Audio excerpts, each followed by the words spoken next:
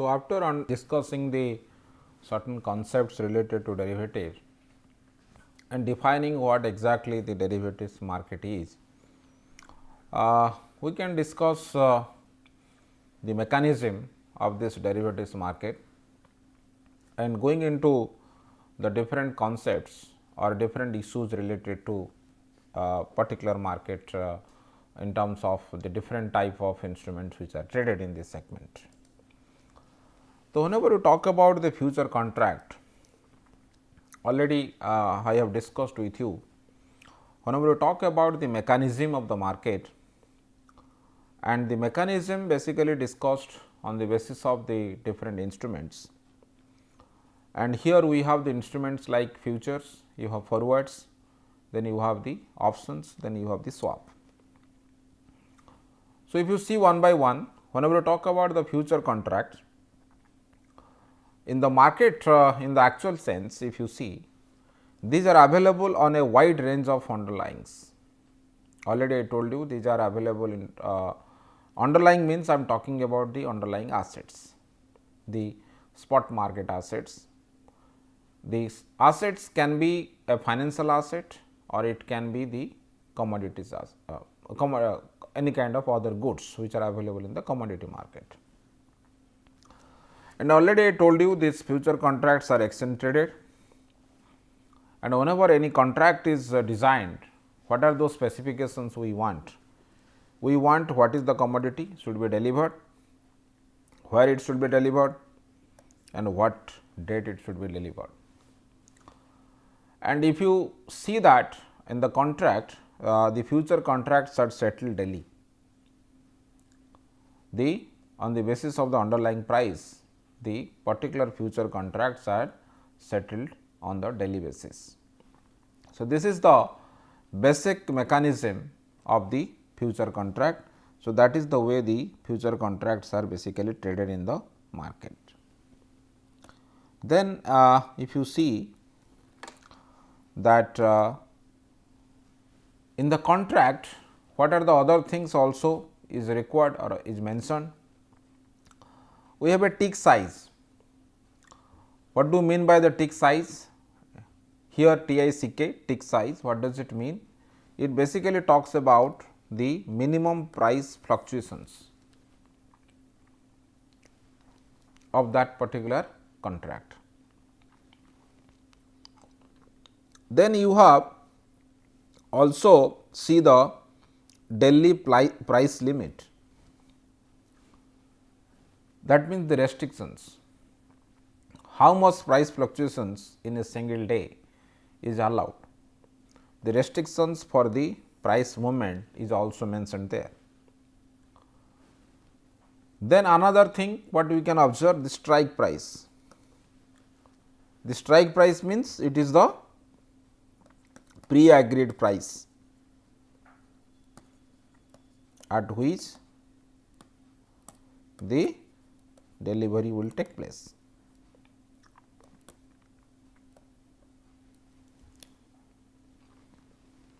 Obviously, the delivery date will be mentioned in that case, and if you see that the sum of outstanding long and short future market positions is always equal to 0, because how many long positions are there? The same amount of short positions are there. So, that is why the outstanding amount or outstanding of these positions are always equal to 0. Buying and selling positions are same. How many are bought? The same amount are sold. It is not like the equity market or the spot market, it is basically always equal to 0. So, these are the standardized contract term what you can observe whenever you go for understanding the future market.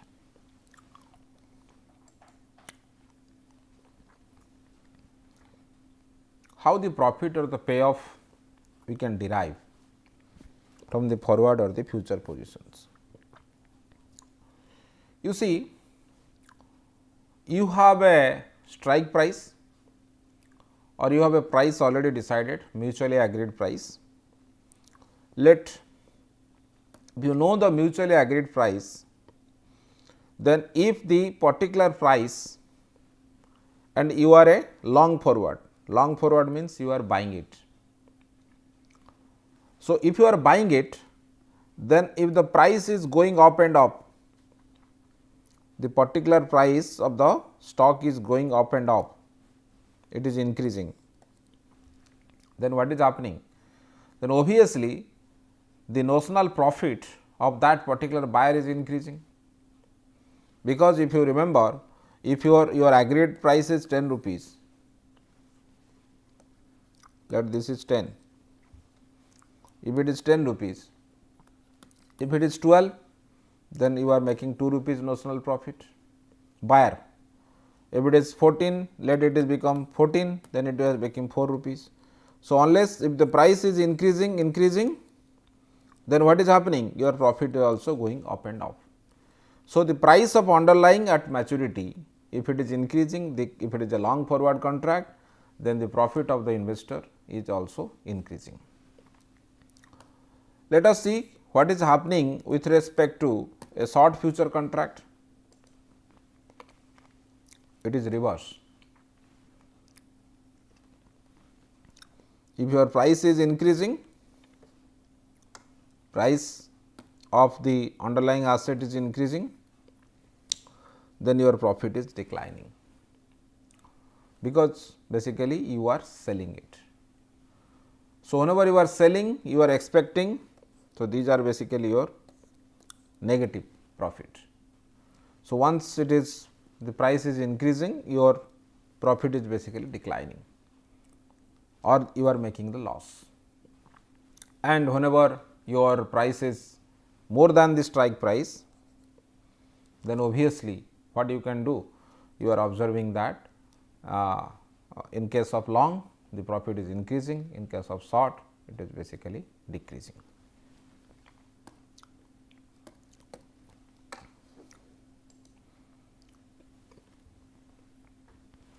If you remember, we are discussing about the basis. So, in the basis, what do we mean by the basis? The basis basically explains the relationship between the future price and the spot price. The basis is a concept which is used to examine or to establish the relationship between the future price and the spot price. And how the basis is calculated? The basis is nothing but the current spot price minus the future price. It is basically nothing but the current spot price minus the future price. That is the basis. In a normal market, just I was explaining you, in a normal market, the prices for more distance future are higher than for the nearby future. So, let at future price also more than the spot price. If I write in this way, let we are here today, this is your T plus 1, this is your T plus 2, this is your T plus 3. So, today price means this is the spot price, this is your future price, maybe this period is 1 month, all their gap is 1 month. So, in a normal market, well, what we expect, the spot price at the time t should be less than the future price for the T plus 1. I am not talking about the spot price of the T plus 1 on that day. I am talking about if you are calculating the future price at the time t, then this is basically let your F1, this is your F2, this is your F3, this is your S0. Then we are assuming that your spot price should be less than F1, in your F1 should be less than F2, and F2 also should be less than F3. So, that basically happens in a normal market condition. Why it happens? Because the risk is more. The risk concept is involved in this particular case. So, this is the way basically the mechanism works. But if you go to a inverted market, it is reverse. The distance futures prices are lower than the prices for contracts near to the expiration, and future prices is less than the spot prices. It is reverse. But when the future contract is at expiration, the future price and the spot price of asset must be same. That means the basis is 0. That means there is a convergence. The behavior of the basis over time is known as the, this behavior basically is considered as the convergence. That means, if this is the time, so the price basically move in this way, in this way. So, here if there is expiration, then here your future price is equal to your spot price. So, that is basically we call it the convergence. So, at the time of expiration, the future price and the spot price of that particular contract is equal to, is both are same, and therefore, the basis is equal to 0. If these two are the same, then the basis will be 0. So, this is the way the concept of basis basically works, but over this time this particular fluctuation always we can observe. Then another concept we have, that is called the spread. Then what is the spread? The spread is nothing but, here we are basically trying to establish between the spot price and the future price. But whenever we talk about the spread, spread is basically the difference between the two future prices. Here we have, if you see what we have done, we have your S, you have F1, you have F2, so on. We are comparing with S with F1, then S with F2, like that. And the basis is nothing but the difference between either these two or these two. But whenever we are talking about the spread is the difference between the two future prices, F1 with F2. If the two prices are for the future contracts on the same underlying asset, asset is same, but there are two different F1 and F2, two future prices on the basis of the time with different expiration dates, the spread is an intra commodity spread, that is defined as the intra commodity spread. That means, one contract is matured after 2 months and another contract is matured after 6 months.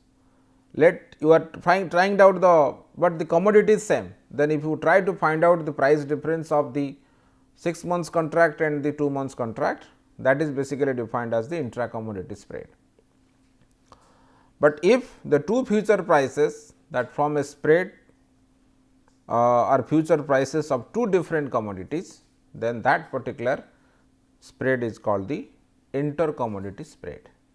If this particular price or contract price depends upon the one underlying asset, we call it the intra-commodity spread.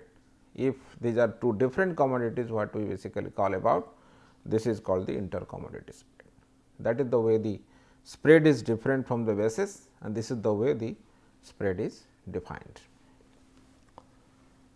Then we can see that how basically we can make the hedging using the any kind of future positions. So, whenever we go for the hedging, basically we use a concept called the hedge ratio. So, our basic job is to find out that hedge ratio. A long future hedge is appropriate when you know that you will purchase an asset in the future and want to lock the price. When you can go for the long future hedge, you know that you are going to buy the asset and you feel that the price may go up, that is why you can lock the price now. And short future hedge is appropriate when you know that you are going to sell the asset in the future and the price may come down. So, that is why you can lock that particular price. So, the long future hedge and short future hedge is appropriate whenever you are expecting that you know that you are going to buy or the sell the asset in the future, and you are expecting the price movement in a particular direction. Then only this long future and short future hedging is applicable in that particular context. And how the optimal hedge ratio is basically measured, and how do basically defines the hedge ratio? It is the proportion of the exposure that should optimally be hedged to hedge the risk in this particular market, taking the position both in the spot and the future. How it is measured? This is basically nothing but sigma into the standard deviation of the spot market divided by the standard deviation of the future market. So, the standard deviation of the change in the spot price and the standard deviation due to the change in the future price, and rho is the correlation coefficient between the change in the spot price and change in the future price. It is just like the beta concept what we use it whenever we calculate the market risk. So, if you run the regression between the future price and spot price, whatever coefficient you get, that basically is nothing but the hedge ratio. That means, that much position you have to hold on in a particular market to hedge the risk in the other market. That actually the use of the hedge ratio that always we use whenever we are using the derivatives for the hedging. So, how basically you can do it? For example, to hedge the risk in a portfolio, the number of contracts that should be sorted, that is basically your portfolio value beta into P by A. P is the value of the portfolio, beta is the beta and market risk, and A is the value of the asset underlying the future contract. So, this is the way basically the amount of money what basically you can hedge in the other market. So, how the contracts are basically chosen? Choose a delivery month that is as close to as possible, but later than the end of the life of the hedge. When there is no delivery future contract on the asset being hedged, then choose the contract whose future prices is most highly correlated with the asset price, because you see you want to hedge the risk in the spot market by taking the position in the future market. So, what kind of future contract you should choose?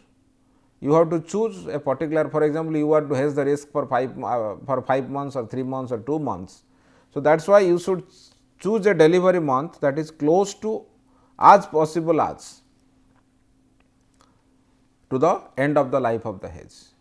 That means, if your life of the hedge is 5 years, 5 months or 3 months, accordingly you try to find out a delivery month whose period is also 5 months or the 3 months. But if that 5 months or 3 months contract is not available with you of that particular asset, then you look for another asset which is highly correlated with that asset, but the hedging period is relatively close to your expiration of that particular contract or expiry of that particular contract. That is the way you can choose the contract for the hedging the risk in these particular markets.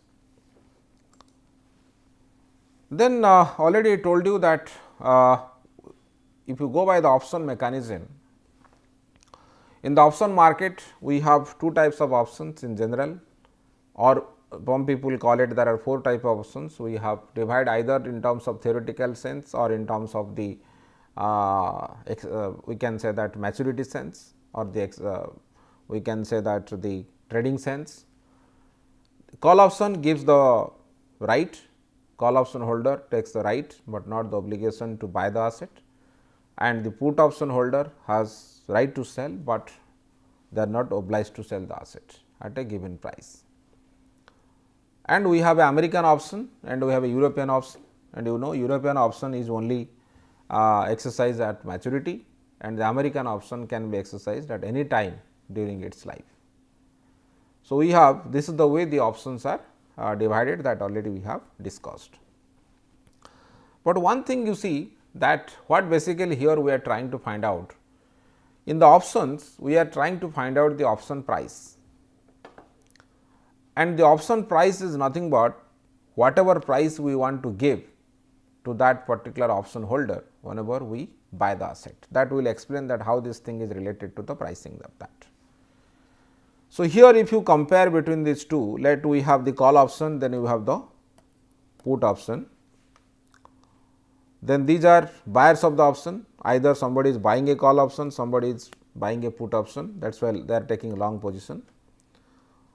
So, if they are taking a long position, if it is a call option, they have right to buy the asset, but they may not have, they are not obliged to buy the asset. But if they are taking a long position for the put, they have the right to sell the asset. But whenever you go for the short positions, they have the obligation to sell the asset and they have the obligation to buy the asset. It is basically reverse. In that sense, basically the long position and short position of the call option and put options are defined. Then we can see that the concept called the moneyness. So, here if you see that if the price of the underlying asset is lower than the exercise price of a call option, then the call would expire unexercised. What does it mean?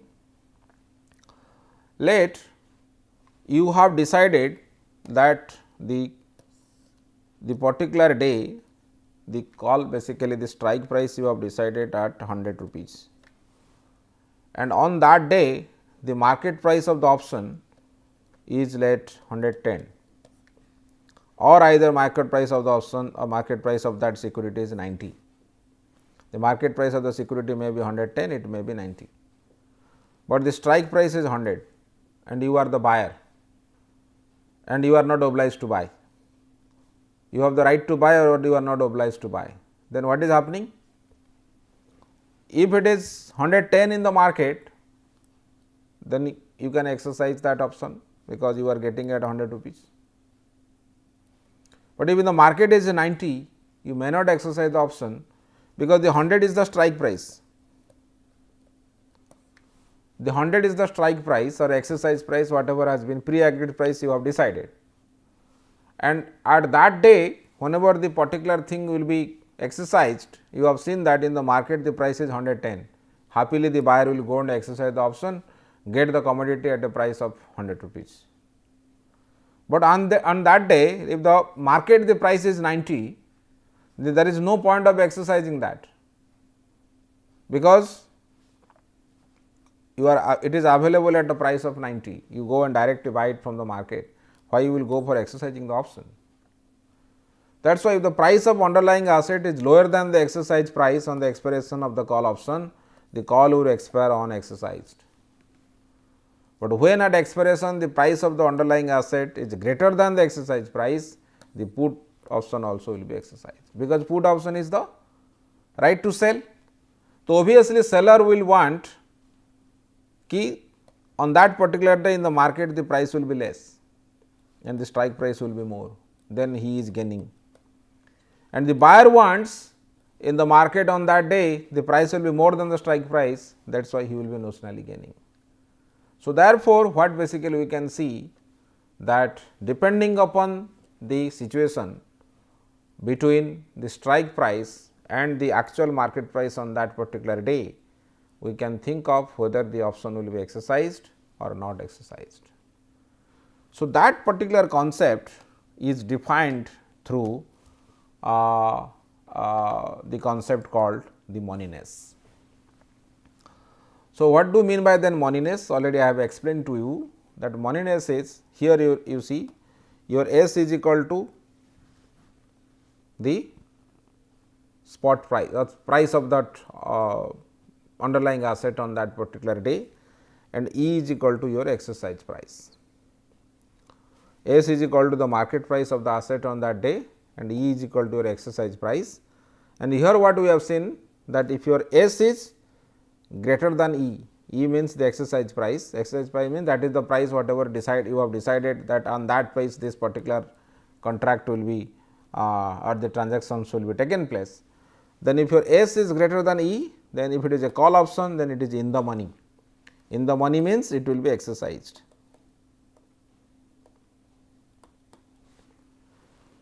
But if it is a put option, then it is out of the money, it will not exercised.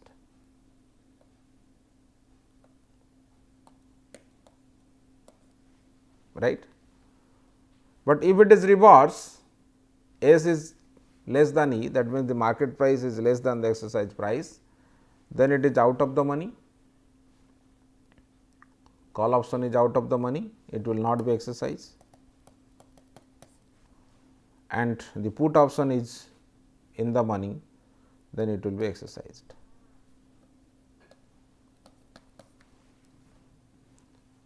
But if S is equal to E, on that day the market price is equal to exercise price, then it will be exercised, that means it is at the money, it is also at the money. So, whenever we go for exercising the option, either we have to see whether if it is a call option, the market price should be more than the strike price or the exercise price. If it is a put option, then it is reverse. But if it is both are same on that day, then what we can say, both are basically at the money. That means the option will be exercised, the contract will be exercised. So, that concept is called the concept of moneyness. Through this concept, we basically try to find out the intrinsic value of the option premium and the time value of the option premium. Then here the option premium is basically nothing but the intrinsic value and the time value. And what is the intrinsic value? Intrinsic value basically the amount by which the option is in the money, and the option which is out of the money has a 0 intrinsic value, and for a call option which is in the money, the intrinsic value is the excess of stock price over the exercise price if the underlying asset is a stock, and for a put option which is in the money, the intrinsic value is the excess of exercise price over the stock price, because here we are assumed that the underlying asset is the stock price. If you see this example, then you can get it clear. You see, there is an option, the exercise price is 80, the exercise price is 80, let the underlying asset is the stock price is 83.5. Then the call option price is 6.75, which was decided. We will explain that how the call option is explained, how it is determined. And let now what is happening? If it is a call option, then obviously your stock price is more than the exercise price, that is why it is in the money. Then this stock price minus the exercise price, that 3.5, this is basically the intrinsic value. Then what is the time value? The time value is 6.75 minus 3.5. How much? 3.25. That basically will give you the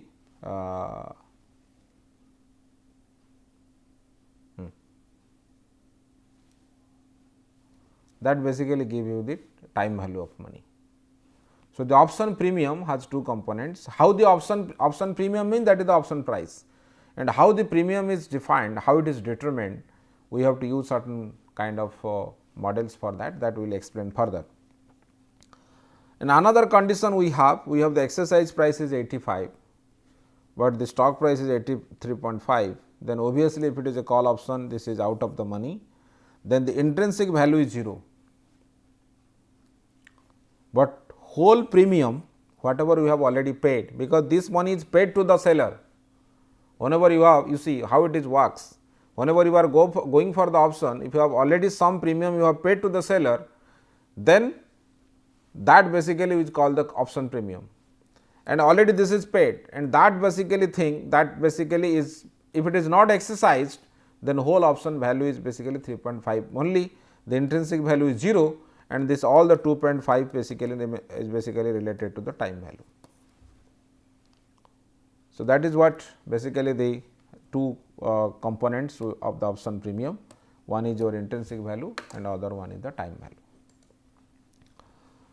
You see, this is a payoff diagram for the call option, buying a call option.